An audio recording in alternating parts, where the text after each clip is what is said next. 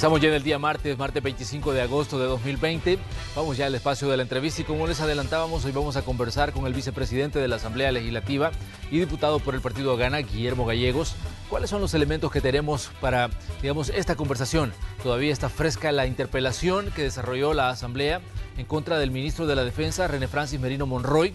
También hay otros puntos importantes, elecciones de segundo grado, la elección de los magistrados de la Corte de Cuentas de la República. Otros puntos importantes, la petición de un diputado, escuche usted, para destituir al fiscal general de la República y lo que se ha convertido pues en la noticia del día también, la activación de la economía, una activación que se da sin una ley que la regule. La última resolución de la Sala de lo Constitucional que declaró pues inconstitucional el decreto 32, que era donde el gobierno venía regulando en este caso la apertura de la economía, fue declarado pues inconstitucional por la Sala y les dice nuevamente Asamblea Legislativa y órgano ejecutivo, establezcan las pautas, acérquense y establezcan las pautas para que se dé una activación ordenada. Esto no ha ocurrido. Estos son algunos de los puntos que vamos a abordar esta mañana y saludamos de inmediato pues a nuestro invitado, el diputado Guillermo Gallegos. Guillermo, como siempre, pues un gusto recibirlo. Bienvenido. Bueno, muchas gracias, Manuel. Muy buenos días a todos los amigos televidentes que están pendientes de esta entrevista y por supuesto pues a ustedes de aquí de TV, de Noticieros Hechos, pues por invitarme, Manuel, a compartir con ustedes. Guillermo, hay un punto importante. Estamos en el segundo día de activación de la economía. Ya vimos cómo muchos salvadoreños han retornado a sus labores, ya vimos cómo se activó el transporte público. En medio de altas y bajas, la gente ha regresado a trabajar. Pero uno de los puntos que quizás llama mucho la atención es la falta de acuerdos entre el Ejecutivo y la Asamblea Legislativa, la falta de una ley que regule esa activación económica.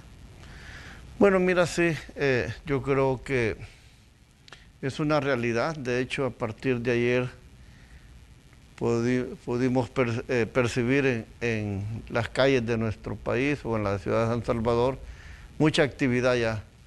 Transporte público, vendedores ambulantes, pues vendiendo productos, en fin, todo normal, diríamos de alguna manera.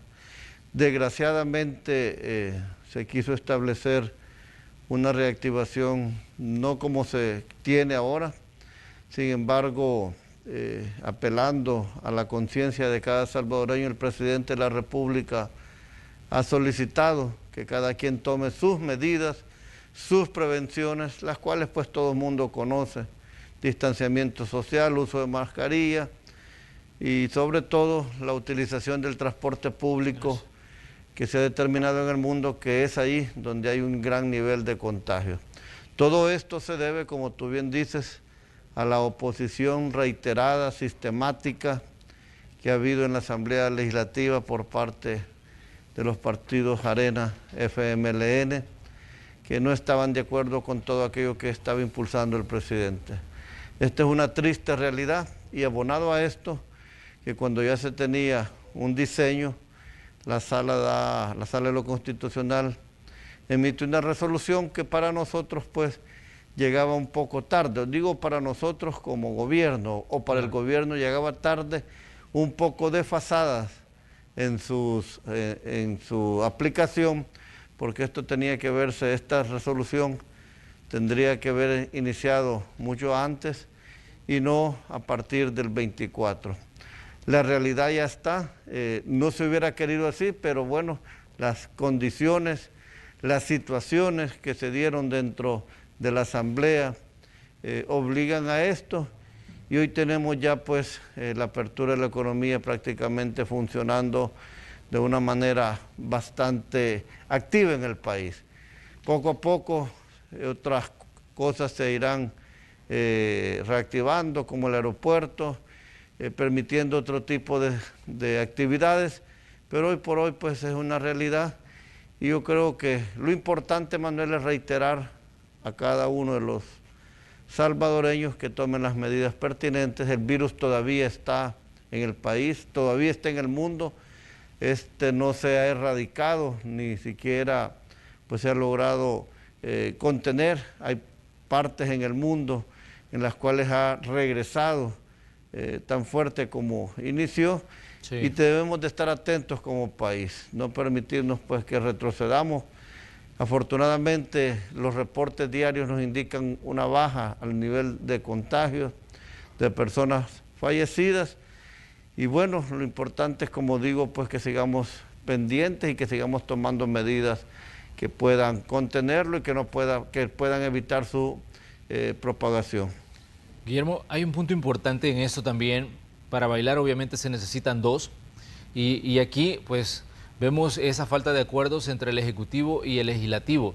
Y realmente parece que para ambos ha sido muy conveniente el hecho de no establecer acuerdos, porque cuando se hablaba de un desgaste, algunos partidos políticos seguramente ven ahí la forma de bajar los índices de popularidad del presidente de la República.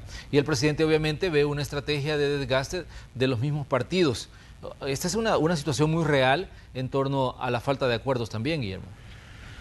Bueno, yo estoy seguro que de parte del presidente el tema de la pandemia no ha sido como un elemento para jugar a las encuestas o al apoyo de la opinión pública. Desde un primer momento él lo toma con mucha seriedad, principalmente por garantizar la salud y el bienestar de los salvadoreños. Claro. Y creo que los partidos políticos lo hacen de esta manera. Cuando digo Arena y el FMLN es a quienes me refiero, cuando digo partidos políticos. Pero la cosa funciona, va iniciando, va funcionando bien desde el inicio. Esto indudablemente al presidente le trajo, no siendo este el objetivo, le trajo muchos réditos dentro y fuera del país. Como uno de los presidentes que había tomado decisiones muy trascendentales a nivel mundial, el primero en muchas cosas. Y en esto quizás es cuando estos dos partidos caen en cuenta que esto al presidente le está generando mucho apoyo y mucho respaldo. Y es ahí donde viene el quiebre, diría yo, de esa buena relación que estábamos teniendo con estos dos partidos para impulsar medidas. Claro. Y ellos de un día para otro deciden cambiar, y es ahí donde ellos pierden el rumbo y el norte, porque ya no lo hacen pensando en la salud y en la vida de los salvadoreños, sino que lo ven de una manera electoral y se dan cuenta, y la cosa es así, sigue siendo así, que la gente apoya al presidente con este tipo de medidas. Entonces comienza una oposición reiterada, como he dicho, a decir no, esto no, a tal punto que tú ves, hoy tenemos casi ya 60 días de tener un préstamo listo para poder ya destinar los fondos, y hasta el día de hoy, todavía ayer, habían preguntas, habían cuestionamientos, había oposición. Yo no digo que eso no deba de hacerlo, la oposición en cualquier parte del mundo, pero como la hacen aquí, para mí el único objetivo que ellos tienen, y hay que decirlo también, este trabajo es coordinado, no es que el FMLN lo haga por una parte y no es que Arena lo haga por otra parte, ellos están coordinados entre ellos, haciendo todo este esfuerzo, pero ya no con esa mentalidad de la salud ni de la vida de los salvadoreños, sino una mentalidad electoral. Y esto es lo delicado, pues yo creo que no debería de ser así. Sin embargo, yo estoy seguro que la población está clara, pues conoce y sabe de esto, no es que no se dé cuenta. Y para ser sincero, yo creo que esto va a traer para ambos partidos un fuerte rechazo, una disminución en sus votaciones, porque están jugando con la vida y la salud de muchos salvadoreños. Pero Guillermo, ¿quién miente? Cuando escuchamos, por ejemplo, a personeros del Ejecutivo aquí, ellos dicen, nos han dejado sin herramientas para poder manejar una pandemia, nos han relegado a administradores de hospitales, prácticamente somos como una ONG que estamos, en este caso, atendiendo una emergencia sanitaria. Vienen los diputados de los diferentes partidos y dicen, le hemos aprobado una cantidad X de decretos al gobierno, le hemos dado todo lo que ha pedido, hemos estado, y es mentira de que no se le ha dado, digamos, todo lo que necesita para poder enfrentar la pandemia. El ciudadano obviamente escucha ambas partes, pero la interrogante es quién miente. Bueno, la verdad es que todo esto de la pandemia aquí y en cualquier parte del mundo se necesita de recursos. Claro. Económicos y de facultades que el presidente de la República o que los presidentes de la República siempre han tenido, pero que ahora de alguna manera han sido prácticamente mutilados o dejados a casi nada. De repente el presidente utiliza el Código de Salud para enfrentar la situación. Inmediatamente se recurre a la Sala de lo Constitucional a interponer un recurso y se alegan una serie de cosas que no deberían de hacer. Yo estoy de acuerdo que los derechos fundamentales de cada salvadoreño deben de respetarse, pero en este momento nosotros hemos tenido quizás uno de los derechos más sagrados, o si no es que el más sagrado, que es el derecho a la vida, el que hay que proteger ante cualquier otro derecho, aún incluso sobre el derecho a la economía o lo económico que pueda tener. Pero hay sectores de este país ligados a Arena que han querido privilegiar el económico sobre la vida o la salud. Y es aquí donde comenzaron pues prácticamente los problemas.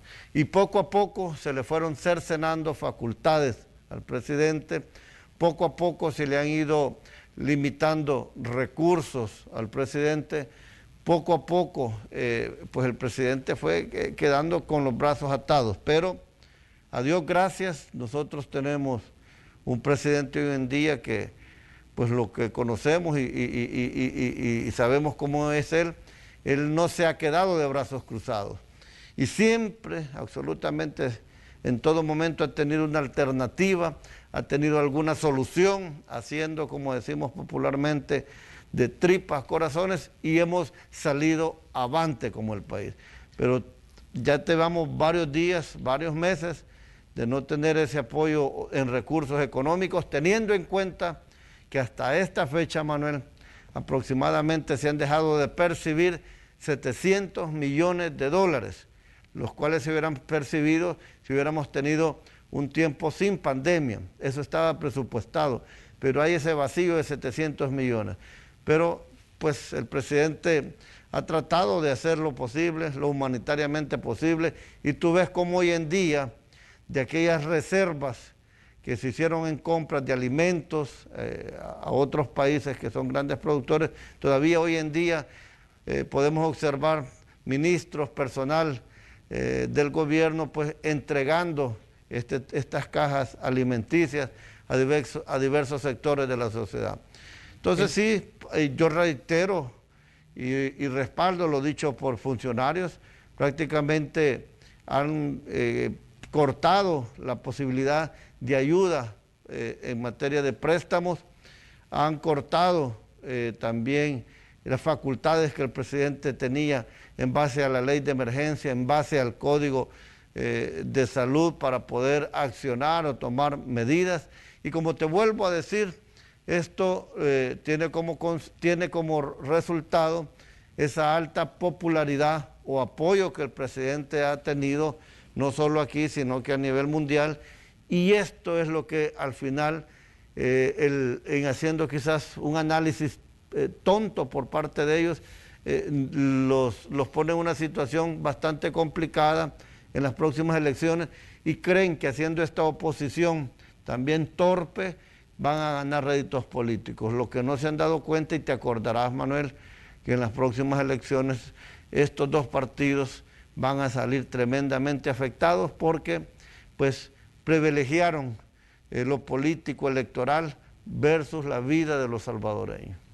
El decreto 661 que estaba pues en controversia entre en la sala de lo constitucional. La sala dijo que no había inconstitucionalidades y que por ende le ordenaba en este caso al Ejecutivo que lo publicara y que se convierta en ley de la República y que se digamos, se hagan los cambios necesarios para adaptarlo al proceso de activación económica. ¿Sirve o no sirve este decreto, Guillermo? Porque hasta ahora, digamos, la resolución de la sala salió ya hace algunos días y hasta ahora pues no hemos visto, digamos, que se hagan los cambios necesarios para adaptarlo a los tiempos que corren. De hecho, se activó la economía y eso incluso se dio antes de este proceso de activación, el hecho de que ese decreto haya dicho la sala que no había inconstitucionalidades.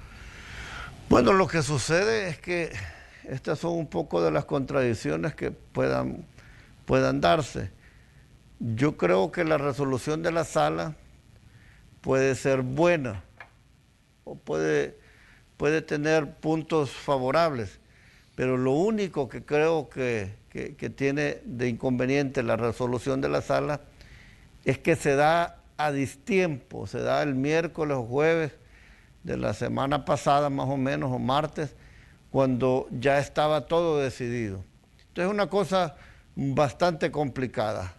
El Salvador preparado para que el día de ayer la reapertura económica comenzara, para que pues todo mundo se activara nuevamente y ese decreto 661 te daba otra fase, no a la que íbamos, te hablaba de otros momentos que no estaba El Salvador preparado como se venía preparando para el 24 de agosto. Entonces, para mí no había una coincidencia de momentos ni de tiempos entre el 661. Pero al final, pues es el señor presidente el que tendrá que decidir si lo aplica o no, de acuerdo a la realidad que esté viviendo el país. Yo siempre dije, llega muy tarde, lastimosamente complica la reapertura. Y bueno, el país ya abrió prácticamente, ya el transporte público, entre otros rubros, ya tú ves muchos lugares pues trabajando en ese sentido, guardando las medidas. Y a mí lo que me llama mucho la atención es que Arena y el FMLN pues eran los que replicaban mucho por la apertura económica, que la economía, que la economía, que la economía. Hoy que el país abrió, están pues que el decreto 6.1, que el decreto 6.1, pero el decreto 6.1 te retrocede todavía a la no reapertura económica. Entonces, ¿en qué quedamos? ¿Querían o no querían reapertura económica?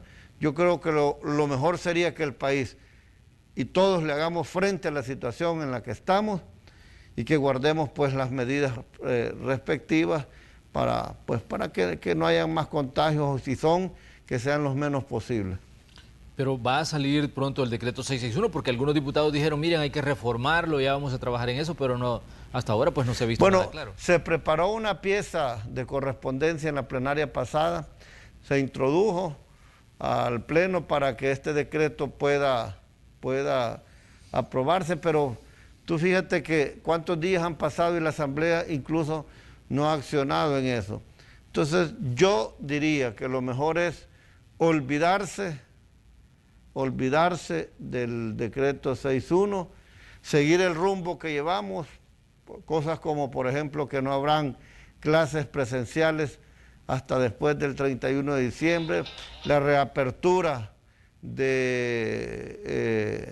aeropuerto, por favor, para septiembre. Lleva dos o tres fases de reapertura, primero vuelos que van de paso y así, eventos deportivos, etcétera, etcétera. Entonces yo creo que nos apegamos mejor a ese plan, que además tiene un dato importante. Este plan de reapertura se elaboró con un importante grupo y gremios de empresarios del país, empresarios representativos, no precisamente de la ANEP, sino empresarios que viven el día a día, que participaron en reuniones y los cuales pues dijeron estar de acuerdo con este tipo de apertura que se ha hecho. Muy bien, vamos a hacer una pequeña pausa para nuestros anunciantes y regresamos con más de la conversación. Decíamos, hay temas importantes que también se han tratado en la Asamblea Legislativa y otros que están pendientes de debate, como por ejemplo el tema de la interpelación al ministro de la Defensa. Todavía siguen resonando algunos de los argumentos que se dieron ahí, de las acusaciones y señalamientos, y también lo que pasó con la elección de magistrados de la Corte de Cuentas. Con eso vamos a volver.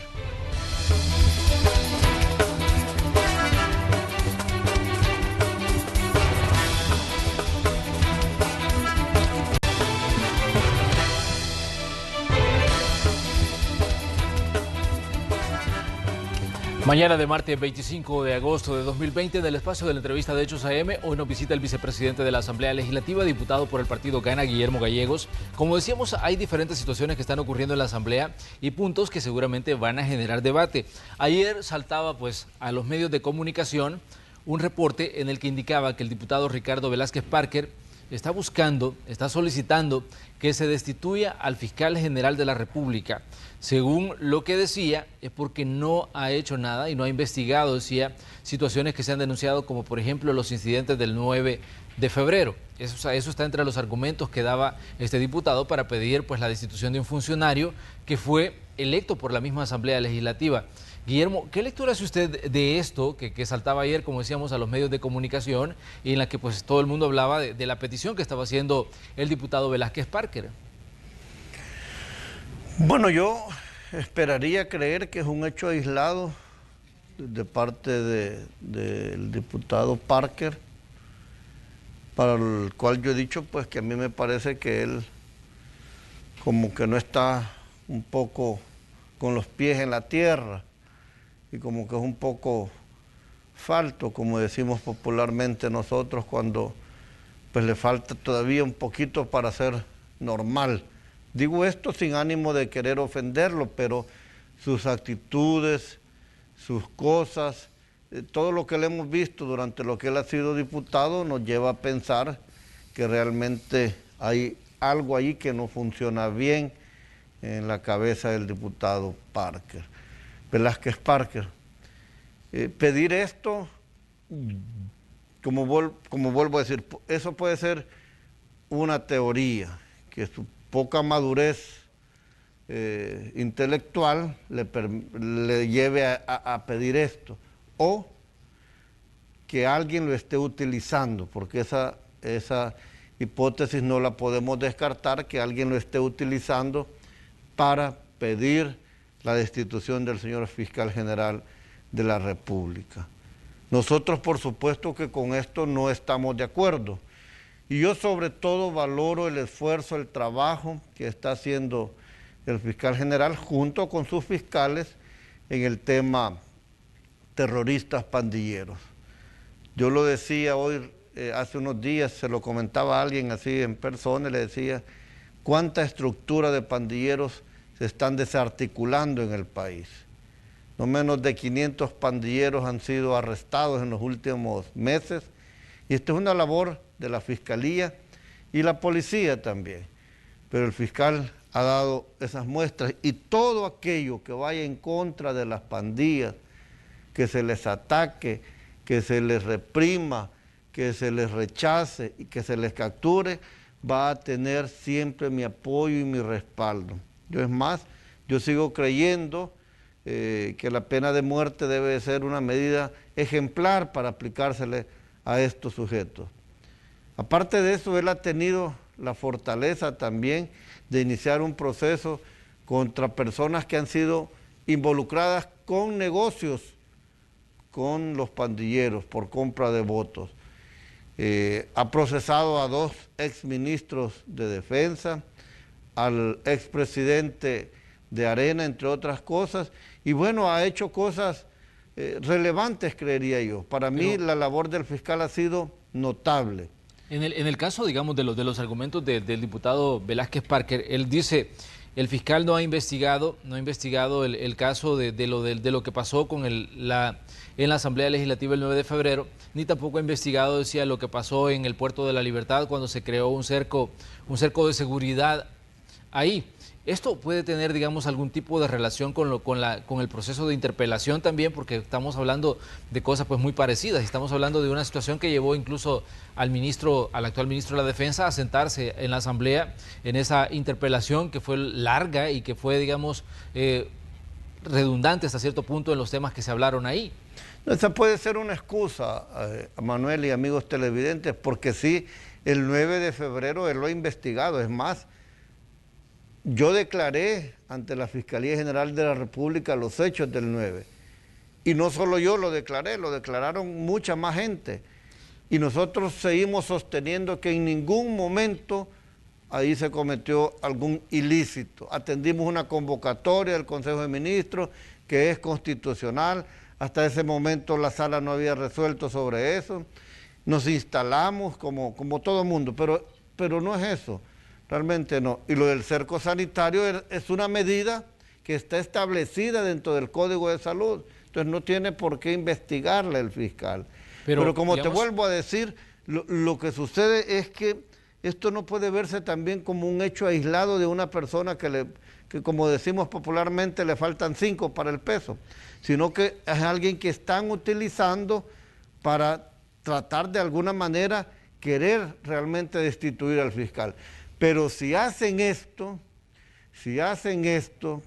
al final lo tendría que hacer Arena y el FMLN, porque nosotros no nos vamos a prestar, y creo que otras fuerzas políticas no se van a prestar, estarán realmente cometiendo una ilegalidad, porque no hay argumentos legales como para decir que el fiscal general de la República no está actuando conforme a la ley.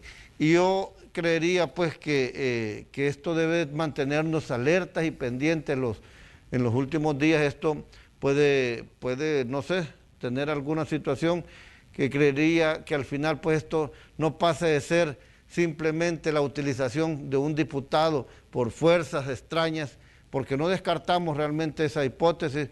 Aquí pueden haber fuerzas fuera de la Asamblea que quieran impulsar esto, pero a mí me parece que estar valorando el trabajo del fiscal en cosas que a mí quisiera que fueran así, pero que legalmente no procedan, no da razón para que nosotros querramos destituir al fiscal o quitar al fiscal pues como él ha solicitado. Pero ¿cuál sería, digamos, en sí el objetivo de pasarle este tipo de factura al doctor Raúl Melara?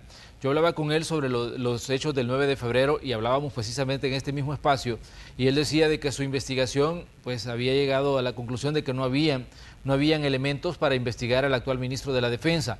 Él lo dijo aquí y lo dijo justo unas horas antes de que se procediera al proceso de interpelación. Y la interrogante que surge acá es, ¿por qué se le buscaría pasar esta factura entonces al fiscal general? Bueno, porque realmente el fiscal ha mostrado independencia. De nadie es desconocido también el cruce de opiniones que el fiscal ha tenido con el señor presidente de la República, por ejemplo, sí, a través de las redes sociales. Pero el presidente jamás ha dicho, miren, destituyamos al fiscal o intentemos quitar al fiscal. Entonces yo creo que las instituciones como la Fiscalía, en este caso, uno no las puede manejar como yo quiero o como a mí me parece. Yo creo que es importante dejar que las instituciones funcionen, que el titular haga, y bueno, si me parece o no me parece su actitud o lo que está haciendo, pues tengo que quedarme con eso. Puedo tal vez incluso puedo señalarlo, criticarlo, pero decir esa barrabasada de que quiere destituir al fiscal, como te vuelvo a decir, o lo están utilizando, o definitivamente al diputado Velázquez Parker se le cayeron las tejas. Bueno, mire, me gustaría también que me diera su opinión respecto a ese proceso de interpelación en el que la Asamblea, obviamente, estuvieron ahí ustedes 12, 13 horas en un proceso en el que al final, o sea, no hubo, digamos, algo concluyente y sustancioso que dejara el mismo proceso de interpelación sobre los hechos del 9 de febrero. Digamos, ¿qué lectura hacen ustedes luego de que se da esto y que tienen pues a miembros del Ministerio de la Defensa durante este periodo de tiempo ahí en la Asamblea?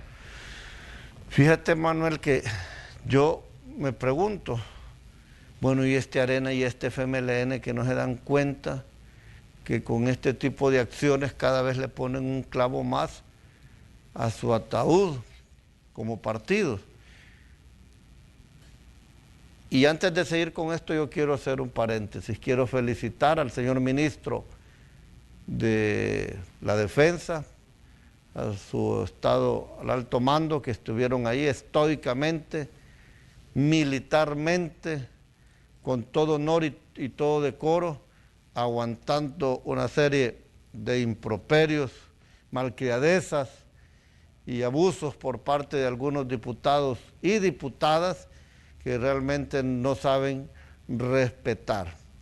Y me pesa mucho más cuando viene de diputados de Arena, porque Arena hoy en día no es la Arena que fundó el mayor Dabuizón, un hombre pues del ejército con el cual ellos deberían de tener empatía, pero esta Arena no es la Arena del mayor Dabuizón con la cual muchos en algún momento simpatizamos y la que hizo grande al partido Arena. Hoy es una Arena de otra gente, menos de esa línea que tan fuerte hizo Arena. Entonces esto me pesa, pero me pesa más que un hombre de uniforme como el general Vargas haya atacado tanto a la Fuerza Armada, se haya querido ensañar con la Fuerza Armada, olvidando que el grado él lo lleva de por vida. Pero bueno, muchas veces los intereses económicos, políticos, de cualquier índole pueden valer más que el honor de haber sido militar en este país. Guillermo, a mí me parece, perdón Manuel, termino con esto, que el tiro le salió por la culata. Creyeron que con esto iban a ganar un rédito político, pero al final les salió al revés. Con esto lo que se han ganado es un rechazo popular generalizado a nivel nacional, de la población, no de donde ellos viven, de su casa o de los círculos que ellos manejan, que le pueden decir, muy bien Chato Vargas, le hiciste, o muy bien fulana de tal, le hiciste con esa pregunta, pero vayan a ver allá abajo, ese hombre el día siguiente de haber sido pues maltratado como lo hicieron ahí en la asamblea, salió a repartir cestas de víveres y la gente le aplaudía en las calles, se quería tomar fotos, o sea, el pueblo, la gente allá, la popular, esa gente está apoyando toda la gestión y principalmente a uno de los ministros que quizás más queridos por toda la población como es el ministro Merino Monroy. Entonces, le salió mal, Manuel, prácticamente se clavaron, oye, si no un clavo, se clavaron unos 5 clavos más al ataúd dentro de sus partidos políticos con esta mala decisión. Gana pidió que esta interpelación se suspendiera, porque no procedía, porque el fiscal dijo que no hay investigación que lleve a que ahí se trató de hacer algo que no era correcto. Pero la soberbia, la prepotencia, la arrogancia con que hoy se manejan estos dos partidos, única y exclusivamente porque tienen mayoría en la asamblea y pueden hacer lo que quieran, pero eso se les va a acabar a partir del 1 de mayo, esa prepotencia y arrogancia no los deja ver que todo este tipo de acciones que están realizando en contra del gobierno, que repercuten en la población, cada día les va restando más y más y más gente que los apoye y que los respalde. Hay elementos importantes en esto, Guillermo, definitivamente que analizar respecto a lo que pasó el 9 de febrero, pero para usted, ¿qué fue lo que pasó ahí? Porque obviamente hay explicaciones, escuchamos argumentos, escuchamos acusaciones de un golpe de Estado, y eso lo dijeron algunos de sus compañeros en la Asamblea Legislativa, de sus colegas en ese órgano de Estado. Ellos cuando se referían a los hechos del 9 de febrero decían un golpe de Estado. Bueno, mira, fíjate que yo estuve ahí, Dios me pusieron en la posición que tuve que ocupar en ese momento. El presidente Ponce y el vicepresidente Quijano no quisieron llegar. Entonces yo en algún momento me convertí en la máxima autoridad. Y yo quiero ratificar lo que dije. Yo hablé por teléfono con Mario Ponce. Él ordenó que el señor que tenía las llaves las llevara. Y los portones de la asamblea se abrieron con la llave que Mario Ponce ordenó que se llevara. Y casualmente estos días, entre el fin de semana, ha estado pasando un video cuando entran los diputados. A ese momento yo ya estaba en la asamblea porque entré por la parte posterior, porque ahí fue a abrir el señor primero. Entonces le dije, voy a entrar yo primero a la asamblea, voy a entrar al Salón Azul, me posicioné en mi curul y por alguna razón yo ahí me quedé. Yo tenía que haberme quedado en la posición de presidente. Entonces cuando ya estaba listo le dije, abra. Y tú ves cómo entran diputados, periodistas, etcétera, etcétera, etcétera. En eso estaba cuando recibo yo pues la llamada, si podía entrar la Fuerza Armada para garantizar la seguridad del presidente que estaba con llegar, y les dije, con todo gusto pueden entrar. Yo como hijo de militar me siento muy a gusto pues con los militares, yo tengo mucha empatía con ellos, por eso el mismo hecho de haberme criado por un militar, entonces yo tengo mucha empatía, a mí no me molesta, lejos de eso me siento muy seguro y muy tranquilo que ellos estén presentes, y sí, con el mayor de los gustos, usted tomen las posiciones que tiene. Pero Guillermo, hay un punto acá que no encaja, porque incluso Mario Ponce decía, por favor, que quede en acta, cuando usted daba ese argumento de que él había dado las llaves para que abrieran la asamblea, que quede en acta, decía que él no lo había hecho, y él le decía incluso a usted en varias ocasiones que usted mentía a la hora que estaba dando pues ese argumento de que se había abierto la asamblea porque él había autorizado que se entregaran las llaves. Después de mi intervención intervino el coronel Almendaris, y de una forma velada le dijo, Mario, usted está mintiendo, porque Mario se acuerda cuando yo hablé por teléfono con usted, pues en esa misma llamada que hizo el coronel Almendaris, Mario Ponce habla conmigo. El que miente es él, yo no tengo por qué mentir, yo no me voy a escudar en Mario Ponce para aceptar mi responsabilidad. Yo acepto que yo dije bueno, si estoy aceptando que yo le permití a la Fuerza Armada que entrara al Salón Azul para garantizar la seguridad del señor presidente, ¿cómo no voy a aceptar que Mario Ponce mandó la llave? O sea, es algo intrascendental quién mandó la llave, pero en honor a la verdad, yo estoy diciendo que fue así. Entonces, y todo el mundo sabe, ahí estaba Chico Merino, ahí estaba el coronel Almendaris, habíamos varios, incluso la llamada que yo tuve fue alrededor de ellos, porque nadie hallaba la llave, nadie la tenía, y mientras él no diera la orden, esa llave no iba a llegar. Y nosotros dijimos, aquí nadie va a abrir puertas a la fuerza, nadie va a empujar la puerta para abrirla. Mario, por favor, la llave. Y don Leo, no sé cómo se llama el señor, pero tardó en llegar, por cierto, y bueno, al final pues él es el que la autoriza.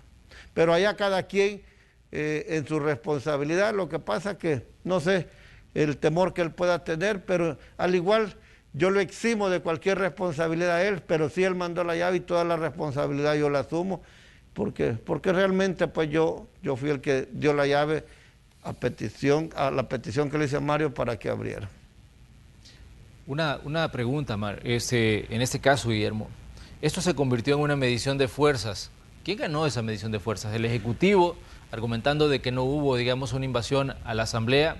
¿O el Legislativo, en este caso, argumentando de que ahí hubo hasta un intento de golpe de Estado? Bueno, era importante que la verdad se conociera de una vez por todas, y la verdad es que no hubo ningún golpe o intento de golpe a la Asamblea Legislativa, por lo menos yo no la percibí. Yo estuve a la par del presidente y logramos intercambiar un par de palabras. A mí no me dijeron, mire, esto va a pasar, o prepárese que esto va a pasar, pero en esta situación de la interpelación, como te vuelvo a decir, los grandes perdedores son Arena y el FMLN, porque la forma como tratar, es que eso ya no era una interpelación, Manuel y amigos televidentes, querían hacer de la interpelación un antejuicio o un linchamiento al señor ministro, y esto a la gente realmente le cayó bastante mal, y los perdedores en esta interpelación en el día viernes son ambos partidos. Cerramos con una interrogante también sobre las elecciones de segundo grado, Guillermo. la Asamblea Legislativa, usted lo denunció a través de su cuenta en Twitter, decía de que estaban preparando pues una elección adelantada de los magistrados de la Corte de Cuentas, y al final pues eso fue así, se reeligió a magistrados que que concluían su periodo precisamente el 27 de agosto, y también pues se decidió hacer una elección un tanto sorpresiva. Digamos, ¿qué es lo que pasó ahí realmente con el tema de la Corte de Cuentas? ¿Continúa siendo esta institución un coto de partidos también? Bueno, nosotros en todas las listas apoyamos a 2 de los 3 electos. O sea, para nosotros ellos tenían las credenciales como para seguir de los 3 electos. Sí. Incluso apoyamos a la presidenta actual para que continuara. Lo que hemos criticado y lo hemos dicho que esto no es nada personal con ellos, es la forma. Porque el día jueves, pues bueno, ahí estábamos reunidos, quedamos en que nos íbamos a reunir la próxima semana como para ir estrechando el número de personas que debería de continuar como candidatos potenciales para ser electos. Pero en un par de horas parece que hubo una reunión entre Arena y el FMLN, se pusieron de acuerdo y la elección es hoy porque hoy tiene que ser, violando la resolución de la Sala de lo Constitucional, en la cual establecía algunos parámetros, estudios, análisis, incluso declaró inconstitucional la elección de esta Corte, pero la deja terminar. Eso es lo que nosotros señalamos. Pero bueno, ya está consumado el hecho. Nosotros vamos a esperar a ver si hay alguna decisión de la Sala y si no, pues la Sala sabrá, será la que determine si es o no una violación a lo que ellos ya habían dictaminado. Pero en este caso, la pregunta es válida todavía, Guillermo. La Corte de Cuentas de la República continúa siendo controlada por partidos políticos, porque obviamente se habla de que es necesaria una Corte independiente que tenga la capacidad, que tenga los dientes para hacer el trabajo que le corresponde, pero vemos que siempre está influenciado por las decisiones de partidos políticos, y ya sabemos que incluso durante mucho tiempo pues eran representantes de partidos los que estuvieron ahí en la Corte. Nosotros quisiéramos creer que esto no es así, y por eso vamos a apelar a estos funcionarios a que de alguna manera pues trabajen imparcialmente, que no vean colores políticos, y esperamos pues que de esta manera lo hagan. Te puedo decir, nosotros votamos por ellos en la anterior oportunidad porque hemos confiado y creído en ellos. Seguimos confiando y creyendo en ellos. No es por ellos como personas y como profesionales que no hemos votado en esta ocasión, pero esperamos pues de que esa labor la sigan realizando pues con esa independencia que tanto necesita una institución como la Corte de Cuentas. No queremos pues que los dados se carguen ni a favor ni en contra de una institución o de personas, sino pues que lo hagan imparcial. Muy bien, Guillermo, le queremos agradecer que nos haya visitado en esta mañana de martes. Estamos pendientes aquí como Noticiero Hechos y como Red Salvadoreña de Medios del trabajo de ustedes en la Asamblea Legislativa. No, gracias, Manuel, el agradecido soy yo por invitarme siempre a tu espacio, que tiene tantas personas pendientes de estarlo viendo diariamente, así es que muchísimas gracias y que estés bien. Muy bien, buen día, diputado. Vamos nosotros a una pausa comercial y cuando regresemos más reportes de los equipos de Noticiero Hechos sobre este segundo día de activación de la economía. Ya hablábamos sobre el transporte público, vamos a tener más reportes para poner el termómetro de qué está ocurriendo en este segundo día, en este día martes ya 25 de agosto. Volvemos enseguida.